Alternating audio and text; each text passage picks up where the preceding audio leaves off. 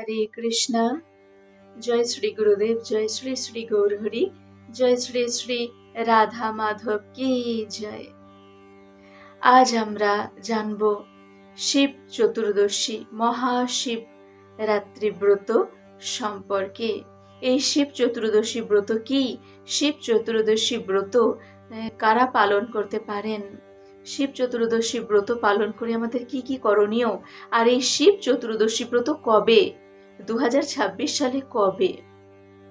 15ই ফেব্রুয়ারি রবিবার নাকি 16ই ফেব্রুয়ারি সোমবার শিব চতুর্দশী ব্রত কবে পালন করা উচিত? আর এই ব্রত পালন করে আমরা কি মন্ত্র উচ্চারণ করব? সারা রাত্রিব্যাপী আমরা 3 প্রহরে কি ভাবে শিব ঠাকুরের অভিষেক করব, পূজা করব। আসুন আমরা সব কিছু সম্পর্কে জেনে নেব। আর এই শিব চতুর্দশী ব্রত কিভাবে শুরু হলো সে সম্পর্কেও আমরা জেনে নেব। তার আগে একটু আলোচনা করে নিই শিব চতুর্দশী ব্রত কবে। দেখুন, শিব চতুর্দশী ব্রত চতুর্দশী তো শুরু হচ্ছে রবিবার থেকে মানে 15ই ফেব্রুয়ারি থেকে শুরু হয়ে যাচ্ছে চতুর্দশী। কিন্তু ওই রবিবার দিন ব্রাহ্মমুহূর্ত প্রাপ্ত হচ্ছে না, ব্রাহ্মমুহূর্তে চতুর্দশী থাকছে না। কিন্তু সোমবার দিন মানে 16ই ফেব্রুয়ারি সেই দিন ব্রাহ্মমুহূর্ত স্পর্শ করছে চতুর্দশী ব্রত। আর এই সম্পর্কে শাস্ত্রে নির্দেশ আছে হরিভক্তি বিলাসে, তারপর পদ্ম পুরাণের স্বর্গখণ্ডে 42 অধ্যায়ের 122 নম্বর শ্লোকে খুব সুন্দরভাবে বর্ণিত হয়েছে। তারপরে ব্রহ্মখণ্ডের 24 অধ্যায়ে বর্ণনা করা হয়েছে যে যদি চতুর্দশী ব্রত ত্রয়োদশী বিদ্ধা হয়ে যায় তাহলে সেই চতুর্দশী ব্রত পালন করতে নাই। চতুর্দশী ব্রত যদি ত্রয়োদশী বিদ্ধা হয়ে যায় মানে ব্রাহ্মমুহূর্তে ত্রয়োদশী যদি থাকে তারপর চতুর্দশী হলো, তাহলে সেইটা পালন না করে পরের দিন যে চতুর্দশী ব্রত ব্রাহ্মমুহূর্তকেও স্পর্শ করছে সেই চতুর্দশী ব্রত পালন করা উচিত। যেমন বৈষ্ণব ভক্তবৃন্দরা কি করেন, একাদশী ব্রত কখনো কখনো একাদশী ব্রত দ্বাদশীর দিন করেন, মহা দ্বাদশী পালন করে থাকেন। সেটাও এই কারণেই যে দশমী সংযুক্ত হয়ে যায় একাদশী, সেই জন্য একাদশী না করে তার পরের দিন মহা দ্বাদশী পালন করা হয়। তো এই রকম ভাবে এই চতুর্দশী ব্রতর ক্ষেত্রেও ঠিক তাই হয়েছে। তাই চতুর্দশী ব্রত রবিবার দিন থেকে শুরু হয়ে গেলেও বৈষ্ণব ভক্তবৃন্দরা সবাই শিব চতুর্দশী ব্রত পালন করে থাকেন সোমবার দিন পালন করবেন। সোমবার দিন মানে 16ই ফেব্রুয়ারি সোমবার, এই দিন চতুর্দশী ব্রত নিষ্ঠা সহকারে বিধি সহকারে আর শাস্ত্র অনুযায়ী শাস্ত্র নির্দেশ মেনে পালন করে থাকেন। এই চতুর্দশী ব্রত কিভাবে শুরু হয়েছিল জানেন? এক ব্যাধের কাহিনী দিয়ে। এক ব্যাধ শিকার করতে বেরিয়েছিল, আর শিকার করতে করতে বনের অনেক গভীরে চলে যায়। এতটাই গভীরে চলে গিয়েছিল যে আর ফিরে আসার পথ আর পারছিল না, খুঁজে পাচ্ছিল না। আর সন্ধে হয়ে যায়, অনেকটা সন্ধে নেমে আসে। আর ঠান্ডার সময়, শীতের সময় চারিদিকে কুয়াশা পড়তে থাকে, কুয়াশায় ঘেরা হয়ে যায়। আর গভীর অরণ্য থেকে আর বেরিয়ে আসতে পারছিল না। আর এদিকে হিংস্র জন্তু জানোয়ারের আওয়াজ পাচ্ছিল। ব্যাধেরা সকালে দিনের আলোয়, সূর্যের আলোয় তো শিকার করতে পারে খুব ভালো, কিন্তু যখনই সন্ধে নেমে আসে তখনই হিংস্র জন্তু জানোয়াররা আরো বেশি হিংস্র হয়ে ওঠে। তখন শিকার করা খুব কঠিন হয়ে পড়ে। তখন মানুষের থেকে পশুদের শক্তি বেশি হয়ে যায়। এমনিতেই পশুদের শক্তি বেশি মানুষের থেকে, সব দিক থেকেই পশুরা মানুষদের থেকে শ্রেষ্ঠ। শাস্ত্রে বলা হয়েছে আহারনিদ্রা ভয় মৈথুনঞ্চ সামান্য মেতৎ পশুভির নরানাম ধর্মহি তেষাম অধিক বিশেষ ধর্মেন হীনা পশুভি সমানা।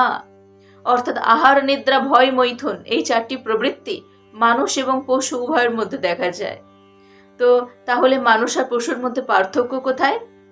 আহার নিদ্রা ভয় মৈথুন, এই 4টি প্রবৃত্তি মানুষ আর পশু উভয়ের মধ্যে দেখা যায়। আর এই 4টি প্রবৃত্তিতেই পশু শ্রেষ্ঠ। আহার, খাওয়া, খাওয়া খাবার দিক থেকে মানুষকে কত কষ্ট করে রান্না করে খেতে হয়, আর পশুদেরকে ওসব রান্না করার কোনো প্রয়োজন নেই, এমনি খেয়ে ফেলে, তারা শ্রেষ্ঠ। নিদ্রা, ঘুমানোর জন্য কত রকম ভাবে দরজা খিল লাগিয়ে ঘুমাতে হয় মানুষকে, আর পশুদেরকে যেখানে সেখানে ঘুমালেই হয়ে যায়, তাহলে তারা শ্রেষ্ঠ। আর ভয়, ভয়ের দিক থেকে তো মানুষ একেবারে সব থেকে ভীত, মানুষের বেশি ভয়, সবকিছু হারাবার ভয়, যার অর্থ আছে তার অর্থ হারাবার ভয়, যার সম্পত্তি, অনেক সম্পত্তি রয়েছে সেটা হারাবার ভয়, যার যা কিছু আছে, রূপ যৌবন, সবকিছু মানুষের হারাবার ভয়। কিন্তু পশুদের ভয় কম, মানুষদের থেকে কম, তাই ভয়ের দিক থেকে পশু শ্রেষ্ঠ। আর মৈথুন কার্য, যেটা মানুষ বছরে একটা সন্তান জন্ম দিতে পারে, আর পশু 3-4টে জন্ম দিতে পারে, তাই সেই দিক থেকেও পশু শ্রেষ্ঠ। তাহলে পশুর সাথে মানুষের পার্থক্য কোথায়? পার্থক্য হচ্ছে এটাই যে মানুষ ভগবত তত্ত্ব সম্বন্ধে অনুসন্ধান করতে পারে, কিন্তু একজন পশু ভগবত তত্ত্ব সম্বন্ধে অনুসন্ধান করতে পারে না, এটাই পার্থক্য। তাই যে মানুষ ধর্মে না হেনা পশুভি সমানা, যারা ভগবত তত্ত্ব সম্বন্ধে অনুসন্ধান করে না মনুষ্য জীবন পেয়েও, তারা পশুভি সমানা, পশুর ন্যায়। তো পশু, তাহলে কি দেখলাম? যে ভগবত তত্ত্ব অনুসন্ধান করা কেবলমাত্র এদিক থেকেই পিছিয়ে মানুষের থেকে, তাছাড়া সবেতে এগিয়ে। তো এবার সেই পশুর ক্ষমতাও তো বিশাল, অনেক ক্ষমতা। তো সেই ব্যাধ প্রচন্ড ভীত হয়ে পড়ে, বনের মধ্যে এত হিংস্র জন্তু জানোয়ারের আওয়াজ পাচ্ছে যে সে ভাবলো যে আমি কোথায় যাব, কিভাবে, আমি তো পথ খুঁজে পাচ্ছি না, কোথায় যাব। তো একটা বড় একটা গাছ দেখতে পেয়ে যায়, সেই গাছের উপরে উঠে পড়ে যে আমি এই গাছের মধ্যে কোনো রকমের রাতটা কাটিয়ে নিই, আর তারপরে সকালে সূর্যের আলোয় আমি পথ খুঁজে পাবো, আমি ঠিক ফিরে যাব। গাছের উপরে উঠে পড়ে, রাত্রি যাপন করতে থাকে। সেই দিনটি ছিল ফাল্গুন মাসের কৃষ্ণপক্ষের চতুর্দশী তিথি। ফাল্গুন মাসের কৃষ্ণপক্ষের চতুর্দশী তিথি সেই দিনটি ছিল। আর সেই দিনে অনাহারে সেই ব্যাধ ছিল, সকাল থেকে কিচ্ছু খাওয়া হয়নি, অনাহারে রাত্রি যাপন করছিল। আর এত শীত করছিল, আর জন্তু জানোয়ারের এত আওয়াজ, গাছের মধ্যে রাত কাটানো তো অতটা সহজ ব্যাপার না, গাছের ডালের মধ্যে। এদিকে ভয়, এদিকে শীতে হাড় কাঁপানো, শীতে ঠান্ডা, খুব ঠান্ডা লাগছে। তো এই আর চারিদিকে কুয়াশা এমন ভাবে যে গায়ের ওপর পড়ছে ব্যাধের, যে গা থেকে জল গড়িয়ে পড়ছে। আর সেই যে গাছে উঠে পড়েছিল, সেই গাছটা ছিল বেলগাছ, গাছটা ছিল বেলগাছ। আর সেই গাছের নিচে ছিল শিবলিঙ্গ। আর যত শিবলিঙ্গ আছে, সকল শিবলিঙ্গের মধ্যে ফাল্গুন মাসের কৃষ্ণপক্ষের চতুর্দশী তিথিতে দেবাদিদেব মহাদেব তিনি বিরাজমান থাকেন, স্বয়ং প্রকটিত হয়ে যান। আর সেই ব্যাধ গাছের ওপর থেকে প্রচন্ড কাঁপুনি দিচ্ছে, কাঁপছে, আর প্রচন্ড কষ্টে কাঁদতে শুরু করে, ক্রন্দন করতে শুরু করে। তো চোখের অশ্রু নির্গত যে জল, অশ্রু, তা নিচে পড়তে থাকে। সেই ব্যাধ তো বুঝতে পারছেন যে নিচে শিবলিঙ্গ আছে, তো সেই এত কাঁদছে যে সেই অশ্রু নির্গত জল নিচে পড়ছে কোথায়? শিবলিঙ্গের ওপরে। আর এদিকে একটু নড়াচড়া করছে ব্যাধ, একভাবে কি গাছের উপর থাকা যায়? নড়াচড়া করছে, তো বিল্লপত্র ঝরে ঝরে পড়ছে শিবলিঙ্গের ওপরে। আর শিব ঠাকুর অতি সন্তুষ্ট হয়ে যাচ্ছেন সেই ব্যাধের প্রতি। এদিকে অনাহারে নিরাহারে রাত্রি যাপনও হয়ে যাচ্ছে, ঘুমাতেও পাচ্ছে না। আর এদিকে চোখের জল পড়ছে, বিল্লপত্র পড়ছে শিবলিঙ্গের ওপরে। এইভাবে শিব চতুর্দশী ব্রত পালন করা হয়ে যায় এই ফাল্গুন মাসের কৃষ্ণপক্ষের চতুর্দশী তিথিতে। এই চতুর্দশী ব্রত পালন করায়, শিব চতুর্দশী ব্রত পালন করায় শিব ঠাকুরের কাছ থেকে এত কৃপা লাভ করে যে যত পাপ তাপ করা সত্ত্বেও সমস্ত পাপ তাপ থেকে মুক্ত হয়ে যায় আর নরক যাওয়া থেকে উদ্ধার লাভ করে। শিব ঠাকুরের কৃপায় শিব লোকে স্থান পেয়ে যায়। তো এইভাবে শিব চতুর্দশী ব্রত পালন শুরু হয়। এবার শিব ঠাকুরের কাছে আমরা কি প্রার্থনা করব শিব চতুর্দশী ব্রত পালন করে? বৈষ্ণব ভক্তদের শিব চতুর্দশী ব্রত অতি প্রিয় ব্রত। কারণ কি? শ্রীমদ্ ভাগবতমে পরিণত হয়েছে, নিম্ন গানাং যথা গঙ্গা দেবানাম অচ্যুত যথা বৈষ্ণবানাং যথা শম্ভ পুরাণামিদং তথা। অর্থাৎ নিম্নগামী নদীদের মধ্যে গঙ্গা শ্রেষ্ঠা, আর সকল দেবতাদের মধ্যে শ্রীহরি তিনি অচ্যুত, তিনি শ্রেষ্ঠ। আর বৈষ্ণবানাং যথা শম্ভ, সকল বৈষ্ণবদের মধ্যে বৈষ্ণব রাজ শ্রেষ্ঠ বৈষ্ণব হলেন দেবাদিদেব মহাদেব। আর পুরাণামিদং তথা, সকল পুরাণের মধ্যে শ্রেষ্ঠ শ্রীমদ্ ভাগবত মহাপুরাণ। তো ভগবান শ্রীহরির কৃপা লাভ করতে গেলে দেবাদিদেবের কৃপা, দেবাদিদেব মহাদেবের কৃপা অতি অবশ্যই প্রয়োজন। যেমন নিধুবনে সবাই যায়, নিধুবন দর্শন করার আগে গোপেশ্বর মহাদেবের কৃপা লাভ করে তবে নিধুবনে প্রবেশ করতে হয়। কারণ শিব ঠাকুর ভগবানের অতি প্রিয়। শিব ঠাকুর সর্বদা ধ্যান করে চলেন। কার ধ্যান করে চলেন? শিব ঠাকুরের মনে প্রাণে ধ্যানে জ্ঞানে সর্বদা ভগবান শ্রীকৃষ্ণ বিরাজমান। সর্বদা কৃষ্ণ ভাবে ভাবিত হয়ে তিনি ধ্যান করে চলেন।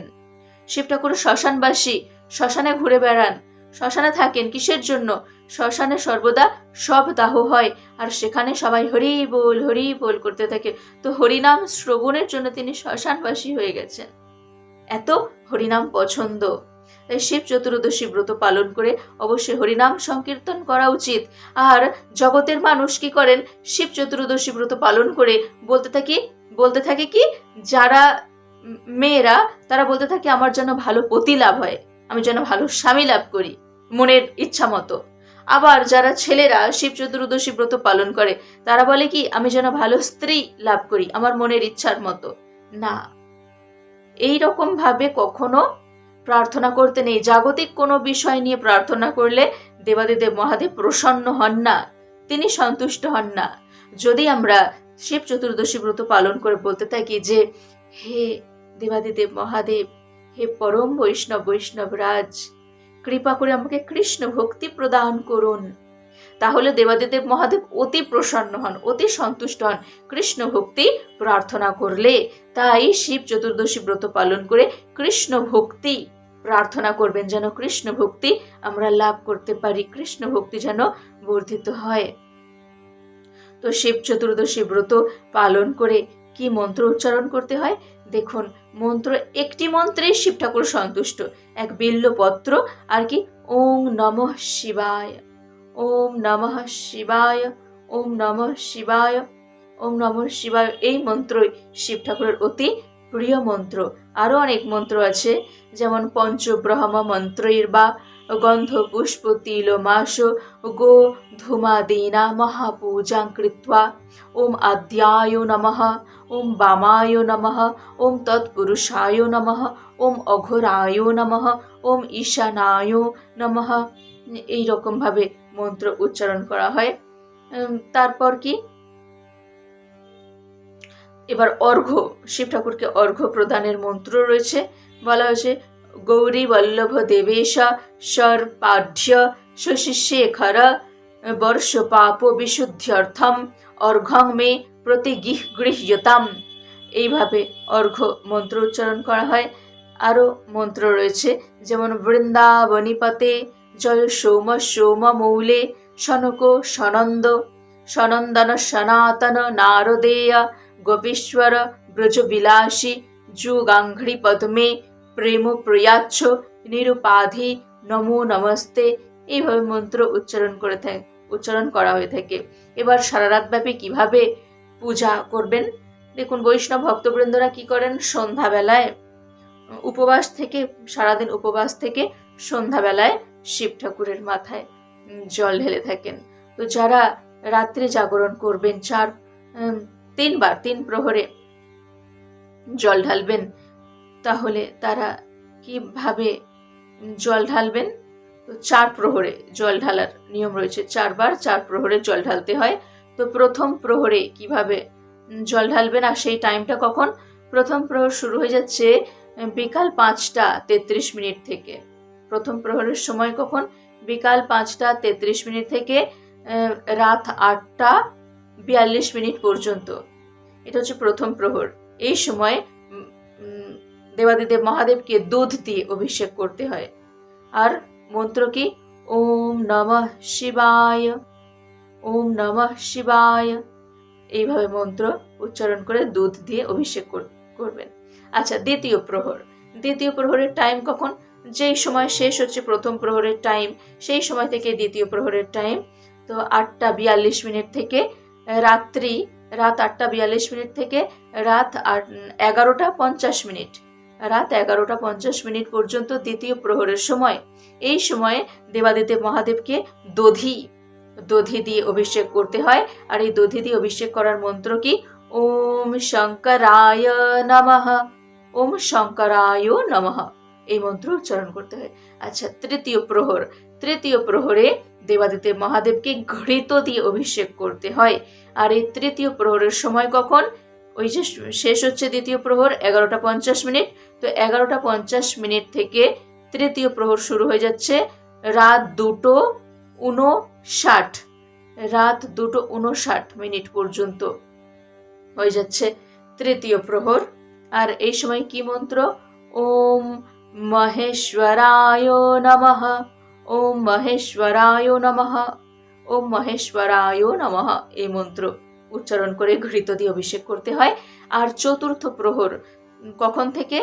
না, ওই রাত 2টো 59 মিনিটের পর থেকে, মানে 3টে থেকে সকাল 6টা 8 মিনিট পর্যন্ত চতুর্থ প্রহরে অভিষেক করার সময়। আর এই সময় মধু দিয়ে অভিষেক করতে হয়। আর মন্ত্র হলো ওম রুদ্রায় নমঃ, এইভাবে উচ্চারণ করতে হয়। আর প্রণাম মন্ত্র কি? ওম নমঃ শিবায় শান্তায় কারণত্রয় হেতবে নিবেদয়ামি চাত্মানং গতিস্ত্বং পরমেশ্বরঃ, ওম নমঃ শিবায়, এইভাবে প্রণাম মন্ত্র উচ্চারণ করবেন। দেবাদিদেব মহাদেবের কাছে কৃষ্ণ ভক্তি প্রার্থনা করবেন। কৃষ্ণ ভক্তি লাভের জন্য শিব চতুর্দশী ব্রত পালন করুন। শিব ঠাকুর অতিশয় প্রসন্ন হবেন। আর হরিনাম সংকীর্তন করবেন, তাহলে দেবাদিদেব মহাদেব অতি প্রসন্ন হয়ে কৃষ্ণ ভক্তি প্রদান করবেন। সবাই বলুন হরে কৃষ্ণ কৃষ্ণ কৃষ্ণ হরে হরে, হরে রাম রাম রাম হরে হরে।